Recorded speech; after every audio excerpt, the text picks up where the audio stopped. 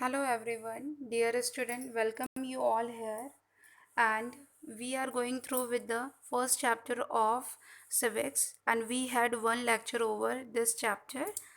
In the last lecture we had uh, discussed about constitution, what is constitution, why it is important, and we have also discussed about what are the different organs of government. And in this lecture we are going to discover and discuss about why laws and rules are important and why it is needed to have it. So we will discuss about in this video. Before that, I would like to tell you about the constitution. हमारे जो constitution है उसमें बहुत सारी बातें कही गई है। जैसे इंडिया का जो कॉन्स्टिट्यूशन है, ये आप जैसे स्क्रीन में देख सकते हैं। इंडिया के कॉन्स्टिट्यूशन की जो प्रियम्बल है, प्रस्तावना है। प्रस्तावना क्या होती है? एक इंट्रोडक्टरी लेटर होता है जो कि किसी भी किसी भी बुक के बारे में एक रिप्रेजेंट करता है कि वो बुक किस बेस, उसका बेस क्या है, उसके कीवर्ड्स क्या हैं उस बुक के। तो ये जो प्रियम्बल है वो भी एक इंट्रोडक्टरी लेटर है जो कि हमारे कॉन्स्टिट्यूशन में लिखी हुई बातों को के कीवर्ड्स को बताता है कि कॉन्स्टिट्यूशन में क्या क्या बातें कही गई हैं। जैसे कि आप पढ़ सकते हैं कि हमारे कॉन्स्टिट्यूशन में बहुत सारी बातें कही गई हैं। जैसे we the people of India having solemnly resolved to constitute India into the sovereign socialist secular democratic republic and to secure all its citizens justice social economic and political liability of thought। तो ये पूरा बड़ी बड़ी बातें जो कही गई हैं, liberty, equality, fraternity, justice, sovereign, socialist, secular, democratic republic, we the people of India, तो ये सब जो बातें कही गई हैं ये हमारी कंट्री को रिप्रेजेंट करते हैं। जैसे कि ये हमें बताती हैं कि हमारी जो कंट्री है, हम सब लोग जो हैं वो एक सोशलिस्ट हैं, सामाजिक हैं, सेकुलर हैं, धर्मनिरपेक्ष हैं और डेमोक्रेटिक हैं, लोकतांत्रिक गणराज्य हैं, रिपब्लिक हैं। ओके। और जस्टिस, लिबर्टी मतलब फ्रीडम की बात कही, इक्वालिटी मतलब समानता, फर्टर्निटी भाईचारा।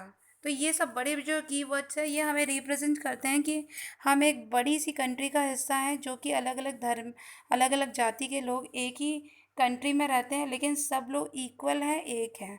तो ये सारी चीज़ें हमारे कॉन्स्टिट्यूशन में कही गई हैं और कॉन्स्टिट्यूशन में जो ये कीवर्ड्स कहे गए हैं इन्हीं कीवर्ड से related he rules and regulation को सेट किया गया, इन्हीं के आधार पे ही सेट किया गया है। क्योंकि कॉन्स्टिट्यूशन हमें इक्वालिटी को इंश्योर करता है, इसीलिए सारे धर्मों को इक्वल करने के लिए बहुत सारे प्रोविज़न बनाए गए हैं ताकि सबको इक्वालिटी मिले।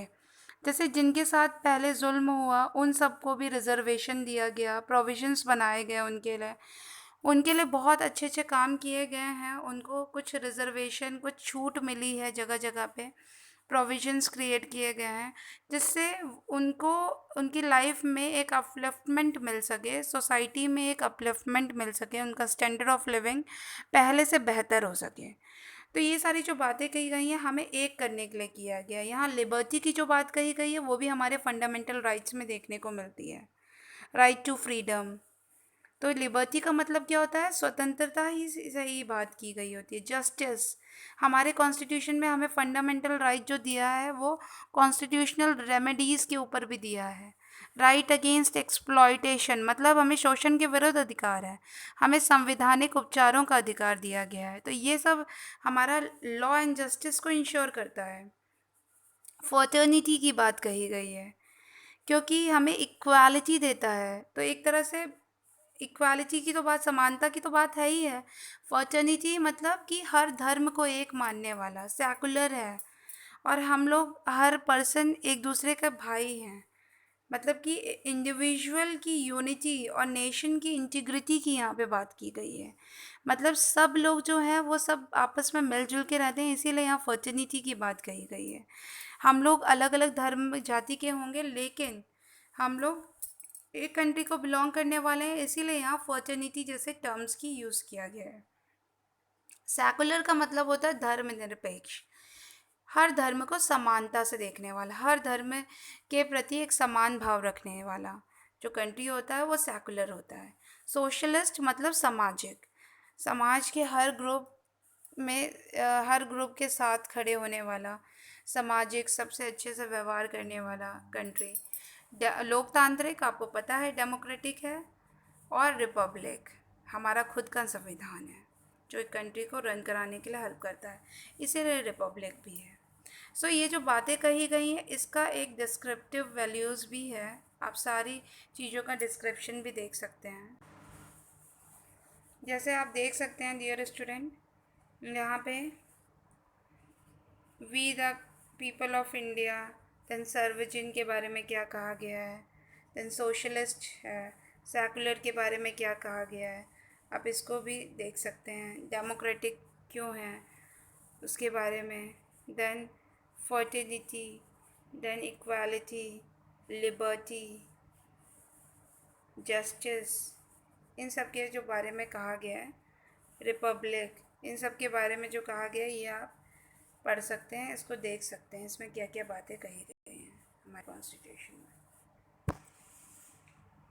चलिए ये तो हो गया कॉन्स्टिट्यूशन के बारे में और प्रियम्बल के बारे में। आगे हम देखते हैं कि क्या ज़रूरत है लॉज़ की क्या ज़रूरत होती है, क्यों नीड होती है लॉज़ की, उसके बारे में हम आगे पढ़ते हैं क्योंकि हमारे चैप्टर उसके बारे में बताया गया है कि लॉज़ की क्या ज़रूरत है।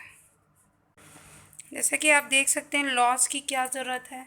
आप जानते ही हैं कि हमारी कंट्री जो है वो बहुत ही डाइवर्सिफाइड कंट्री है, अलग अलग तरह के लोग यहाँ पे हैं, अलग जाति धर्म के। तो इसीलिए सोसाइटी, क्योंकि डिफरेंस यहाँ पे अलग अलग मेंटालिटी के लोग रहते हैं, इसीलिए उस मेंटालिटी को सुधारने के लिए, सोसाइटी के लेवल ऑफ स्टैंडर्ड को बढ़ाने के लिए, तो यहाँ पे हमें कुछ लॉज़ की ज़रूरत होती है जिससे एक कंट्री में अच्छे से काम किया जा सके और कहीं पे भी इनइक्वालिटी या डिस्क्रिमिनेशन ना दिखे। जैसे कि आप जानते हैं हमारी जो सोसाइटी है वो बहुत ही पहले इवल सोसाइटी थी, यहाँ कास्ट सिस्टम बहुत ज़्यादा प्रिवेल होता था, तो कास्ट के नाम पे बहुत सारा अत्याचार होता था। साथ ही साथ बहुत सारे ऐसे सोशल इवल्स होते हैं जैसे सती प्रथा हो गई, डॉरी सिस्टम हो गया। तो डॉरी सिस्टम जो होता था, डॉरी सिस्टम में दहेज प्रथा जो कि आज भी देखने को मिलता है। यहाँ पे शादियों में बहुत सारा गिफ्ट मांगा जाता है, वो गिफ्ट मनी के टर्म्स में होता है, बड़ी बड़ी चीज़ों के तौर पे लिया जाता है शादी ब्याह में। तो ये जो डॉरी सिस्टम है, दहेज प्रथा है, ये इसको भी अबॉलिश करने के लिए ज़रूरी है नियम लाना, कानून लाना। जैसे हमारी कंट्री में ये भी कानून है कि 18 से ऊपर जो एज हो जाती है वो अडल्ट होते हैं, उनको वोटिंग राइट होता है, और शादी के लिए भी एक सर्टेन एज लिमिट सेट की गई है। क्योंकि पहले के समय में देखने को मिला कि बहुत सारा बाल विवाह होता था, चाइल्ड मैरिज होती थी, तो वो चाइल्ड मैरिज, सती प्रथा, इस तरह पर्दा सिस्टम, ये सारे सिस्टम थे, इन सब को, इन सारी सोचों को दूर करने के लिए लॉज को सेट करना बहुत ज़्यादा ज़रूरी था। जैसे कि डॉरी सिस्टम में मैरिजेस में बहुत सारा दहेज लिया जाता था और उसके वजह से बहुत सारी जो लेडीज़ होती थी उनको बहुत ज़्यादा प्रॉब्लम सहनी पड़ती थी, उनके साथ बहुत अत्याचार होता था दहेज के लिए। इसीलिए लॉ बनाना बहुत इम्पॉर्टेंट, ताकि इन सारे जो क्रूअल इवल्स हैं हमारी सोसाइटी के, इन सब को ख़त्म किया जा सके जड़ से, इसीलिए लॉज की ज़रूरत है। सेकेंड, फ़ीमेल फोर्टिसाइड के बारे में आपने सुना होगा, पढ़ा होगा। फ़ीमेल फोर्टिसाइड में क्या होता है कि जैसे आज पहले तो लोग इतना एक्सेप्ट नहीं करते थे एक गर्ल चाइल्ड को, वो चाहते थे कि बॉय चाइल्ड ही हो उनको, और वो नहीं चाहते थे कि उनको एक बेबी गर्ल हो।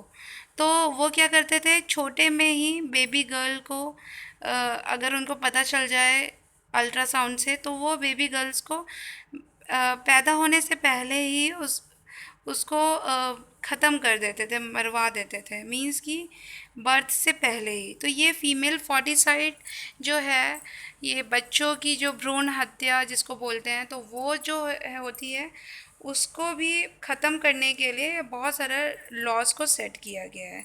जैसे कि इसमें क्या है, बहुत सारे ऐसे लॉज हैं जिसमें ये किसी भी तरह का जैसे मिसयूज़ हो फीमेल फोर्टिसाइड से रिलेटेड, 2-3 लॉज हैं। जैसे prenatal diagnostic technique, regulation and prevention of misuse act 1994। इसके अंडर जैसे कि अगर किसी भी जेंडर का पता लगाना बर्थ से पहले, बच्चे की बर्थ से पहले जेंडर का पता लगाना और उसकी हत्या करना, ये एक जुल्म है।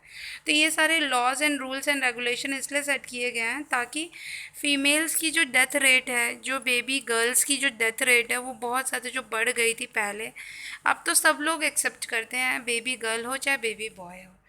तो ये जो पहले से चली हुई कुरीतियाँ हैं, इन सबको एबॉलिश करने के लिए ज़रूरत थी लॉज को सेट करने की। साथ ही आप देख सकते हैं कि जैसे कि हमारी कंट्री में बहुत सारा ऐसा लॉ को एबॉलिश किया गया था पहले भी। जैसे गांधी जी ने दांडी मार्च की थी, साबरमती आश्रम से दांडी तक उनने वॉक किया था अपने 72 फॉलोवर्स के साथ, और इसमें उनने सॉल्ट लॉ को तोड़ा था 1930 में, सॉल्ट सत्याग्रह। तो ये सब जो है, ये हमारी कुछ डिमांड्स हैं, जो प्रोटेस्ट है लॉज के ख़िलाफ़ कुछ चीज़ें हैं। तो इसलिए पुराने जो रूल्स एंड रेगुलेशन चलते थे, जैसे कि हमें राइट नहीं था अपना उनका जैसे नमक कानून का जो प्रोविज़न था, उस नमक कानून को तोड़ा गांधी जी ने। वहाँ पे उनको उनके जो रूल्स एंड रेगुलेशन जो बनाए हुए थे उसको डिसओबे करने की कोशिश की प्रोटेस्ट के ज़रिए। तो ये सब जो है, ये लॉज इसलिए इम्पॉर्टेंट होते हैं ताकि हम अपनी राइट्स को सेफ गार्ड कर सकें। जैसे पहले हमारे साथ अत्याचार हुआ था ब्रिटिशर्स और कॉलोनियल रूल के टाइम पे, तो वो सारे अत्याचार को एबॉलिश करने के लिए कुछ प्रोटेस्ट हुआ। वही ये जो प्रोटेस्ट है, ये लॉज पुराने और जो बेकार जो लॉज बनाए हुए थे, जिससे लोगों को बहुत ज़्यादा प्रॉब्लम होती थी, उन सारे लॉज को, रूल्स एंड रेगुलेशन को, समाज के लॉज को, इनको अबॉलिश करने के लिए लॉज की बहुत ज़्यादा ज़रूरत होती है। जैसे कि एंटी लिक्वर मूवमेंट भी स्टार्ट हुआ था। एंटी लिकर मूवमेंट्स में क्या था, जैसे कि जो शराब पीते थे बहुत सारे लोग, तो उनके लिए भी प्रोटेस्ट हुआ था। एंटी लिकर मूवमेंट का प्रोटेस्ट हुआ था आंध्र प्रदेश में। वहाँ की जितनी लेडीज़ थी उनने प्रोटेस्ट किया था, क्योंकि ये भी एक सोसाइटी के लिए अच्छी चीज़ नहीं है।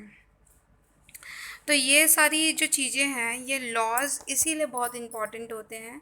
ये जो लॉ बना है एंटी लिकर मूव, इसमें भी जो लिकर है उसका भी यूज़ करना, जैसे कि आप देखते हैं डिस्क्लेमर में, उसमें बताया जाता है कि ये सब हेल्थ के लिए अच्छा नहीं होता, सोसाइटी अच्छा नहीं होता। इसके वजह से भी बहुत सारे प्रॉब्लम्स क्रिएट होते हैं फैमिली में, सोसाइटी में।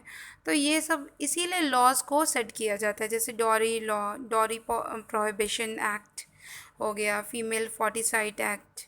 तो ये सब जो है, ये सब बहुत इम्पॉर्टेंट होता है हमारी कंट्री को एक स्मूथ फंक्शनिंग देने के लिए। इसीलिए लॉज की ज़रूरत होती है, ताकि कंट्री में एक अच्छे से लॉ एंड ऑर्डर मेंटेन रह सके और काम अच्छे से हो, लोग मिलजुल के रह सकें। इसीलिए नियम बनाना बहुत ज़्यादा ज़रूरी होता है।